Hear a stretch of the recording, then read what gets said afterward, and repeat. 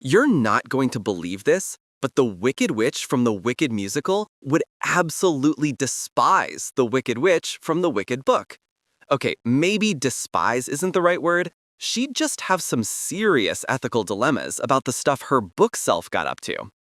The Wicked Witch of the West has gone through one of the wildest character evolutions in history. She started as a one-dimensional villain who lived and died in a single chapter of L. Frank Baum's 1900 novel, The Wonderful Wizard of Oz. 40 years later, Margaret Hamilton turned her into the quintessential witch with that MGM performance we all quote in our sleep. And today, she's widely seen as a tragic, misunderstood victim who only turned wicked because the world left her no other choice. So who do we have to thank or blame for this glow-up? First, obviously, L. Frank Baum for creating her. When he wrote the book, he deliberately tried to avoid European fairy tale tropes. That's why we get a Tin Man and a Cowardly Lion, figures he'd never seen in Grimm, Perrault, or Jacobs. The one place he didn't break tradition? The witches. Glinda and the Good Witch of the North are straight-up fairy godmother energy, and the Wicked Witch tormenting a little girl feels very Baba Yaga. Then, Margaret Hamilton took a cardboard cutout villain and made her the childhood nightmare of millions. I'll get you, my pretty, and your little dog, too. Our kid brains filled in the blanks, and they were terrifying. But as iconic as Hamilton was, her witch was still about as deep as the puddle she melted into. Enter Gregory Maguire in 1995 with Wicked, The Life and Times of the Wicked Witch of the West. Fun fact, he didn't set out to write about the witch. He wanted to explore one question. Are people born wicked, or is wickedness thrust upon them? That question hit him hard after two real-world horrors, the 1991 Gulf War and the murder of 2-year-old James Bulger by two 10-year-old boys. Eventually, he realized the perfect blank canvas for that question was the one-dimensional Wicked Witch of the West. So he gave her a name, Elphaba, a childhood, trauma, politics, sex, religion, and a soul. Reading the book after only knowing the 1939 movie is like growing up and finally hearing the secret family drama about that crazy aunt who never shows up to Thanksgiving. Turns out she's only crazy because the family made her that way, and kinda enjoyed doing it. Here's the thing though, the musical, as brilliant as it is, sanded off a lot of the sharp edges. Musical Elphaba is a clear, misunderstood hero. Book Elphaba lives in the gray. She's kinder than you'd expect, but also abrasive, self-righteous, and blinded by her own ideals. Almost everything she does comes from good intentions. Almost everything she does blows up in her face. Maguire shows exactly how trauma, isolation, and an obsession with justice slowly turn her into the very monster everyone already assumed she was. In other words, Book Elphaba isn't a saint or a victim. She's painfully, messily human. And once you see that version of her, the musical and the 1939 movie hit completely different. Witch Witch, the OG Book Witch. Baum's original Wicked Witch of the West is weird, like way weirder than just green skin. Her hat isn't black, it's white and 4 feet tall, taller than she is. She's Munchkin-sized. No broom, she carries an umbrella, probably sun protection. Water still kills her. One eye has telescopic vision, she wears an eye patch over the other. No winged monkeys yet, she sends wolves, crows, and killer bees instead. And technically, Maguire's novel is a prequel to the 1900 book, public domain since 1956, not the 1939 movie, still copyrighted. That's why the shoes are silver in the book, and why Maguire can get away with only subtle movie nods. Like, sure, maybe she's green, Baum never said she wasn't. But the one thing every version agrees on, she's wicked. So where did that wickedness come from? Wickedness has a name, Elphaba's birth and childhood. Big picture, the book and musical look similar at a distance. A fair baby, born green because mom was chewing miracle elixir leaves while pregnant, ostracized her whole life. It's the details that'll mess you up. In the musical, Elphaba is born safely at home with loving animal midwives. In the book, she's born inside the clock of the Time Dragon during a thunderstorm and an actual mob riot. The clock is this giant mechanical dragon wagon that rolls from town to town, putting on scandalous puppet shows roasting real people. That's why the Wicked musical stage has all those gears. The set is the clock. This particular show roasted a greedy preacher. The crowd decided Elphaba's dad, Melena's husband Frex, a preacher, was close enough, so they chased the very pregnant Melena and beat Frex half to death. Elphaba entered the world next to a cemetery while her mom was passed out in the clock.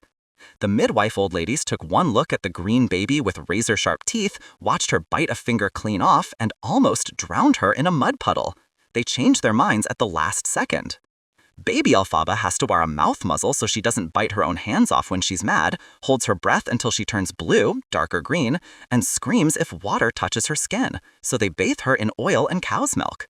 Nanny, human, not bear, is the first person who actually loves her and forces the parents to step up.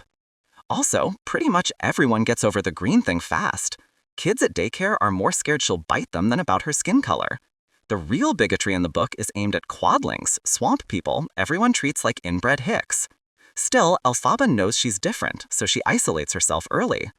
The family moves to Quadling country as missionaries after their Quadling glassblower friend and shared lover, Turtleheart, gets sacrificed to the clock. Frex uses Elphaba as a living sermon illustration. Behold what the unnamed God did to me for my sins. Her younger sister Nessarose is born without arms because Melena took sketchy herbs to avoid another green baby. Mission accomplished. Their baby brother Shell comes later, normal-colored, all limbs attached.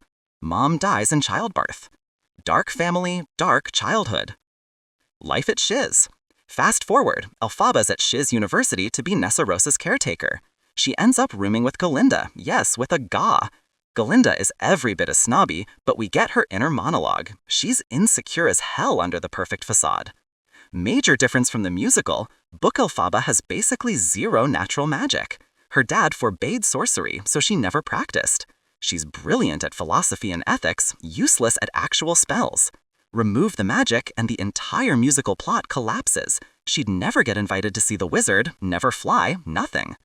The big social issue at Shiz is talking animals, capital A, losing rights under the wizard.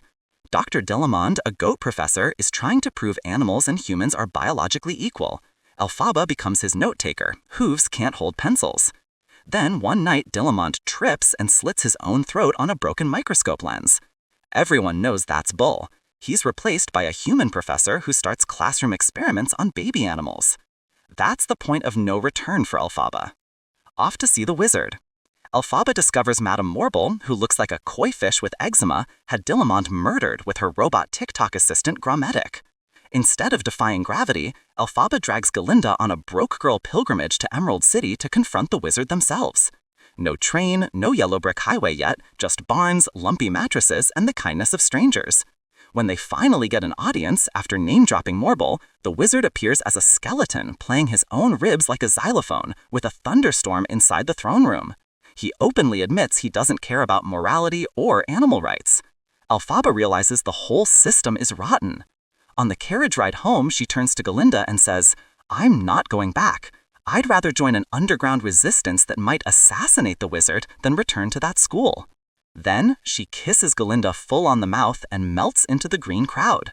Roll credits on part 1. Next week, we finish the story. Flying monkeys, the Grimmery, Fiero's fate, the boots, the water, all of it.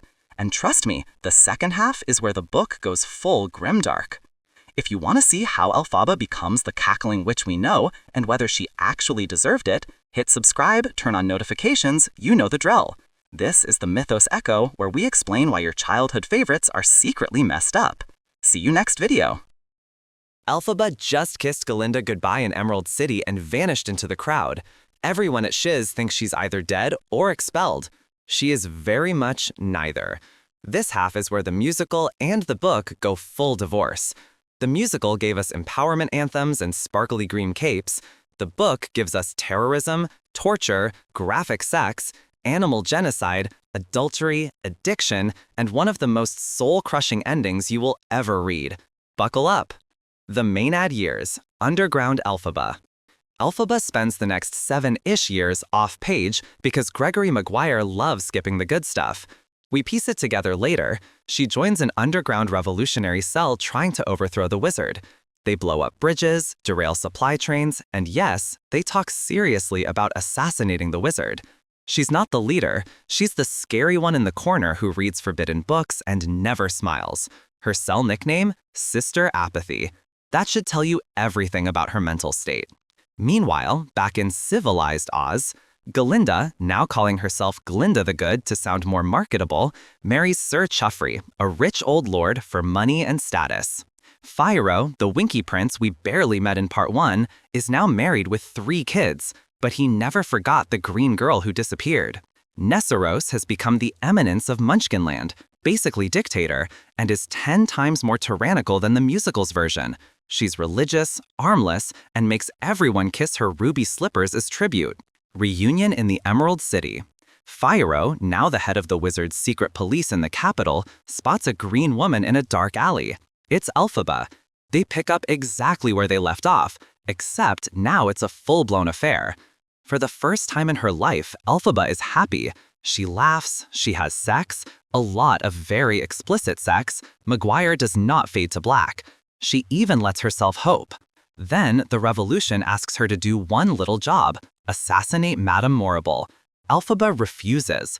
Killing Dillamon's murderer feels too personal, and she's terrified it'll make her exactly the monster everyone says she is.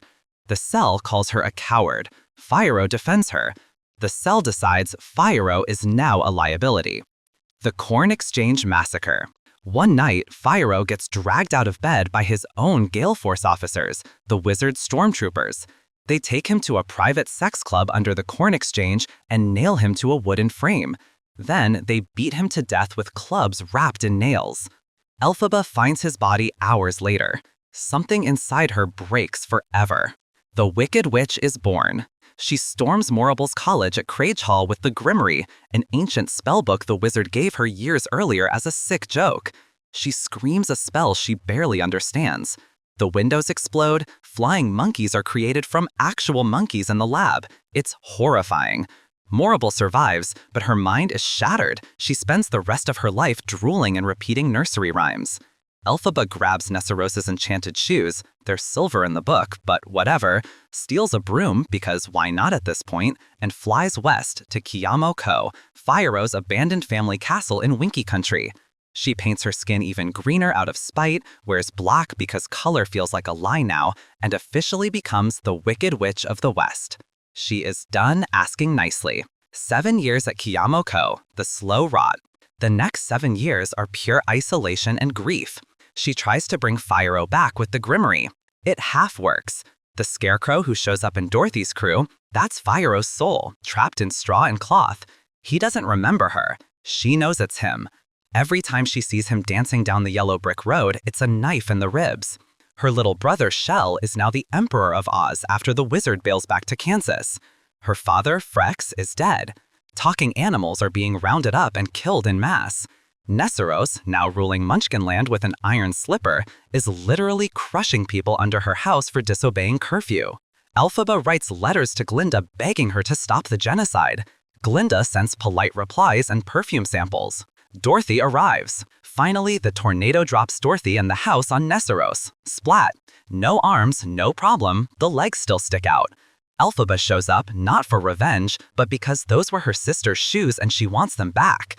She is exhausted, grieving, and just wants one thing that belonged to someone who once loved her. Glinda, now the public face of the regime, tells Dorothy the witch is evil and sends her west with a death warrant. Dorothy's crew reaches Kiamo Ko. Elphaba tries to talk. Dorothy is terrified. The flying monkeys scare Toto. Toto runs. Elphaba panics and accidentally sets a fire trying to save the dog.